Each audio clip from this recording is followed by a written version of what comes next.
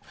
So that then leads us to the bonus round. And I got a couple of bonus questions for you, and I think you're gonna have some really cool answers. So the first one is like my signature question, right? If you could spend 24 hours with anyone, that person could be dead or alive, uninterrupted for that 24 hours, who would it be and why?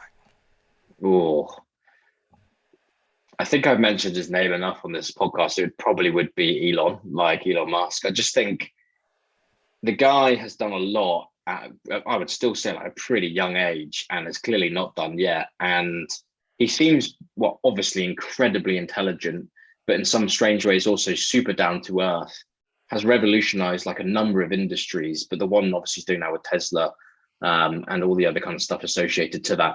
To me, thinking like he thinks, these things have all got to be intertwined, like Boring Company, Tesla. I always forget what all the other ones are as well, but like they're all intertwined in some way, shape, or form. And to me, I'd love to understand, like, is that the case? Are you thinking like that? You know, they maybe run separately because they need to, but do they all kind of serve this higher purpose, this higher mission? And then how do you just do what you do? You know, how do you actually get it done? So I'd just love to spend a day with him and learn as much as possible.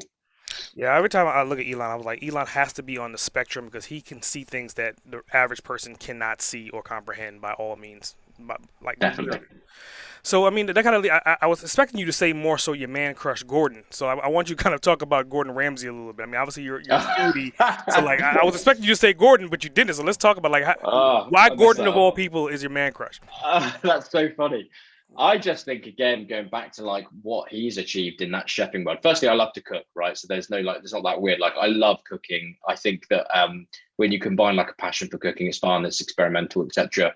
His style of presenting is firstly, yeah, nowadays it's kind of funny, right? Like his like rage and anger and all that kind of stuff is just quite funny to watch in some instances, and so his programs are great.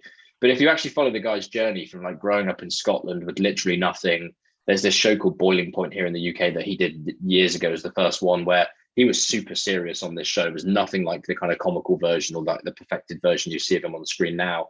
And he's clearly just been on this like phenomenal journey. And when you boil it down, the guy's a professional chef. Like, how do you go from that in like Glasgow, Scotland, I think is where he grew up, like I said, down to London and then across the world and become like a phenomenal global brand?